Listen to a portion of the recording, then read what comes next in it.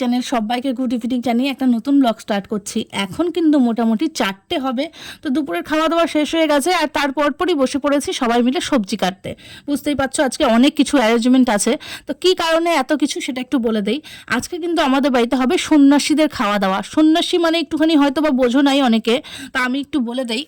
চৈত্র মাসে মাথার মধ্যে শিব ঠাকুর নিয়ে ঘোরে, যেটা চৈত্র শিব পূজা, মানে হচ্ছে গিয়ে আমাদের চলতি ভাষায় আমরা দেল ঠাকুর বলি। তো যারা দেল ঠাকুরটা নিয়ে ঘোরে তাদেরকে আজকে আমাদের সেবা দেওয়া হবে, যার জন্য এত আয়োজন চলছে।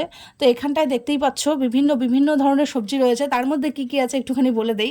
এই যে দেখছো আলুর পরে রয়েছে এই যে বিভিন্ন ধরনের, মানে আমি এত ভুলেও গেছি, এই ব্লগটা অনেক দিন আগেকার, আমি চলেও এসেছি ওকে শ্বশুর বাড়ি থেকে ঘুরে। তো যাই হোক, ব্লগগুলো তো ছাড়তে হবে, তার জন্যই আমি এখন ধীরে সুস্থে ছাড়ছি। এখানে হবে 5 তরকারি, চাটনি, তারপর লাউ দিয়ে ডাল, আর যত কিছু রান্না হবে না বন্ধুরা, সব কিছু কিন্তু বিনা তেলে হবে। সেটা হচ্ছে গিয়ে একটা ইম্পর্টেন্ট কথা বলে দিই তোমাদেরকে আগে, যেটা বিনা তেলে হবে। ওরা কিন্তু তেল দিয়ে কোনো কিছু খায় না। নামানোর আগে একটুখানি ঘি দিয়ে দিতে পারো, আর হ্যাঁ, ফোড়নও যাবে না, কেননা তেল নেই তো ফোড়নটা কিসেই দেবে। নামানোর আগ দিয়ে একটুখানি ঘি ছড়িয়ে নামিয়ে নিলেই হবে। তো এইদিকে চলছে রান্না, কেননা অনেক লোকের রান্না, 30 জন মোটামুটি, পাড়ার কিছুজন লোকও রয়েছে, তো সব মিলিয়ে 30-35 এরকমই হবে। তো এইদিকে এখন যদি রান্না না বসিয়ে দেয় তাহলে পরে তো রান্না হবে না। আর আমি বন্ধুরা, আমার কথা যদি বলো, আমি বিনা তেলে রান্না করতেই পারবো না। তো এই যে আমার ছোটদি ভাই আর ছোটদি ভাইয়ের মেয়ে, দুজনে মিলে রান্না বসিয়ে দিয়েছে। আর মেজদি ভাই হচ্ছে কি একটু মানে মশলাগুলো বেটে দিচ্ছে। বাবা, ও কথা তো আমাকে বলাই যাবে না, মশলা বাটার কথা, আমি তো ধারে পাশেই যাবো না। তো আমাকে বলেছে তুমি যদিও মশলা বাটবে না তাহলে তুমি সবজি কাটো। আর সবজি কাটতে কাটতে আমাকে মশা অর্ধেক খেয়ে ফেলেছে।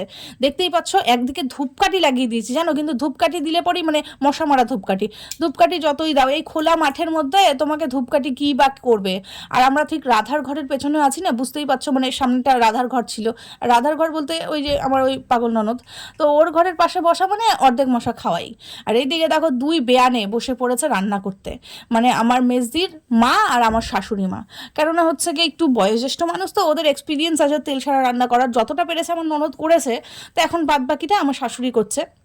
আর ননদ মানে জায়ের মা, ও হচ্ছে গিয়ে কেটে দিচ্ছে ওই যে কচুর শাকটা আজকে আর হবে না, কেননা এখনও পর্যন্ত বুঝতেই পারছো রান্না হয়নি।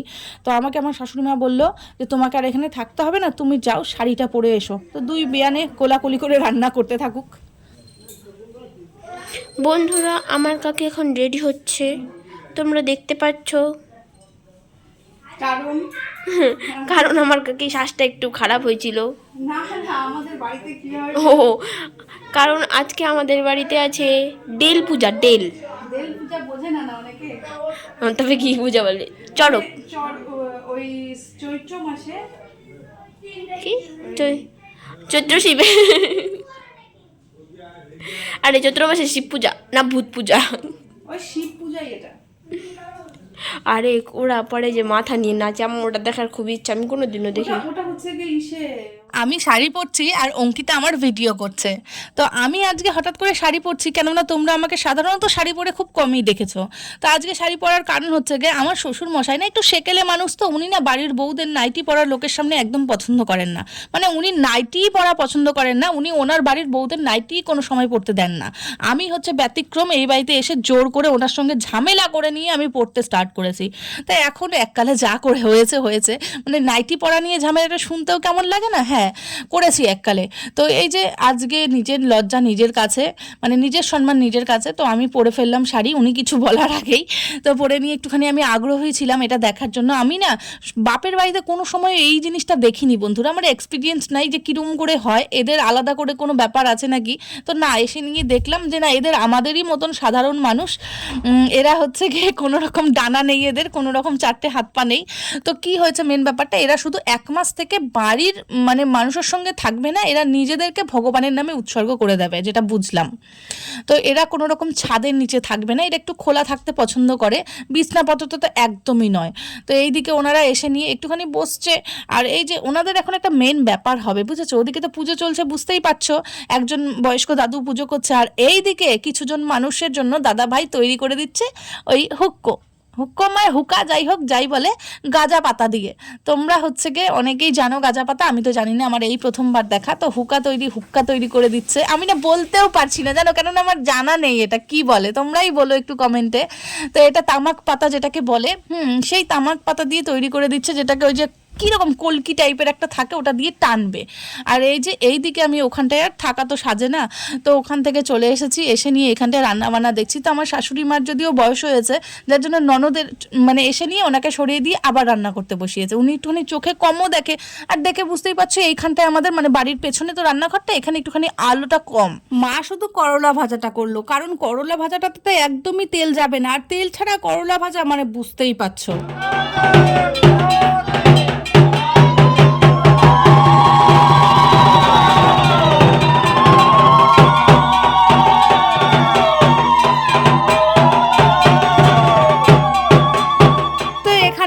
পুজো, আর পুজোটা ওদের মধ্যে যে বয়োজ্যেষ্ঠ দাদুটা উনিই করছেন, ওদের আলাদা করে কোনো পুরোহিত লাগে না, তো ওরাই নিজেরাই সন্ন্যাসী সেজেছে, তো আলাদা করে পুরোহিতেরই কী দরকার। তো ব্যাপারটা দেখতে গেলে আমার বেশ ভালোই লাগছে যে 1 মাস থেকে ওরা একদম বাড়ির থেকে বিচ্ছিন্ন, ঠাকুরের নামে নিজেদেরকে উৎসর্গ করে দিয়েছে, ঠাকুরের নামে যা হচ্ছে ওদের কিন্তু কোনোদিনও খাবার অভাব হচ্ছে না, নিজেরা রান্না করে খেতে হচ্ছে না, কেউ না কেউ ঠিকই ওদেরকে খাওয়া দাওয়ার মানে ডাক দিচ্ছে।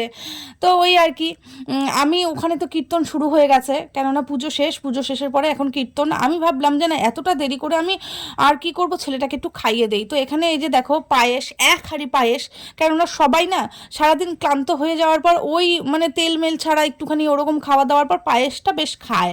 আর এই সমস্ত খাবার খেয়ে ওরা কিন্তু অসুস্থও হয় না বন্ধুরা, ভগবানের কৃপায় ওদের ভগবানের বর রয়েছে, ওরা সুস্থই থাকে। তো যাই হোক, সুস্থ থাকাটাই কাম্য। আর এইদিকে দেখো আমি নিয়ে নিচ্ছি সব রকম তরকারি যেগুলো রান্না হয়েছে, আর দুপুরবেলার একটু মোচা ঘন্ট ছিল যেটা আমিই করেছিলাম, সেটাই নিয়ে নিলাম। তো এখানটায় দেখতে পাচ্ছ তেলের সাথে সাথে না হলুদও কিন্তু কোনো খাবারে নেই, হলুদ কিন্তু দেওয়া হবে না, মানে তেল ছাড়া হলুদ ছাড়া ওরা একদম মানে কি বলবো সাধারণ খাবার খাবে। এদিকে আমি ছেলেটাকে খাবার খাওয়াচ্ছি, আর ওদিকে কিন্তু কীর্তন একদম জমে উঠেছে।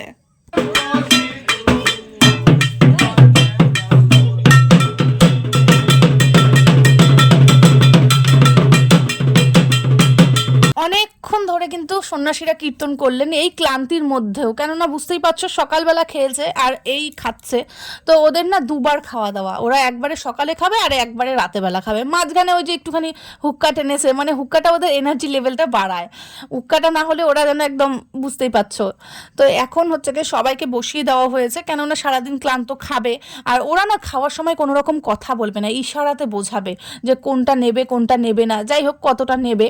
তা আমার শাশুড়ি মা বলেন যে বাড়ির মধ্যে না একটুখানি খোল কর্তালের বাড়ি অবশ্যই হওয়া দরকার, কেননা অনেক সময় অনেক নেগেটিভ জিনিস থাকে যেগুলো এই খোল কর্তালের বাড়িতে না দূর হয়ে যায়। তো এখন দেখছো সবাইকে যদিও বসানো হয়েছে, দাদাভাই সার্ভ করছে, দাদাভাই পীযূষ আমি দিদিভাই সবাই মিলে মিশে আমাদের কাজ চলছে।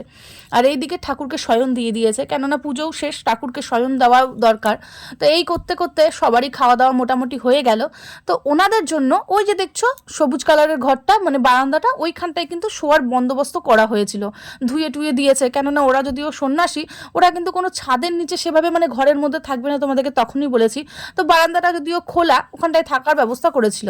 তো ওখানটায় না ওনারা থাকবেন না, ওনারা বললো কি আমরা এইখানটাই থাকবো, আমাদেরকে প্লাস্টিকগুলো ভালো করে বিছিয়ে দাও। তো প্লাস্টিকের উপরে খড় টর দিয়ে ভালো করে মশারি দিয়ে, এই যে দেখতেই পাচ্ছ ওনারা নিজেদের সরঞ্জাম নিজেরা কিছুজন নিয়ে এসেছিল। তো যারা নিয়ে আসেনি তাদের জন্য দাদাভাই এবার ওই যে দেখছো ব্ল্যাঙ্কেটটা লাল কালারের, ওই ব্ল্যাঙ্কেটটা বের করে দিল, বুঝতেই পারছো একদম উঠানে তো এখনো কিন্তু ঠান্ডার আবহাওয়াটা যায়নি। আর আমাদের বাড়ির মানুষগুলোর কিন্তু আমাদের এখনো খাওয়া দাওয়া হয়নি জানো, তো ওদেরকেই আমরা আগে ভাগে সবকিছু রেডি করে দিয়েছি। ওই যে বললাম বারবার যে ক্লান্ত ওরা, তো ওরা আগে শুক, তারপরে আমাদের বন্দোবস্ত করা যাবে। তো আমাদেরকে আবার সকালবেলা উঠে সবকিছু সরঞ্জাম করতে হবে, কেননা ওনারা সকাল সকাল খাওয়া দাওয়া করে তারপরে বেরোবেন বলেছেন। তো যাই হোক, তোমাদের কাছে এই ভিডিওটা কেমন লাগলো অবশ্যই কমেন্ট সেকশনে জানাবে কিন্তু।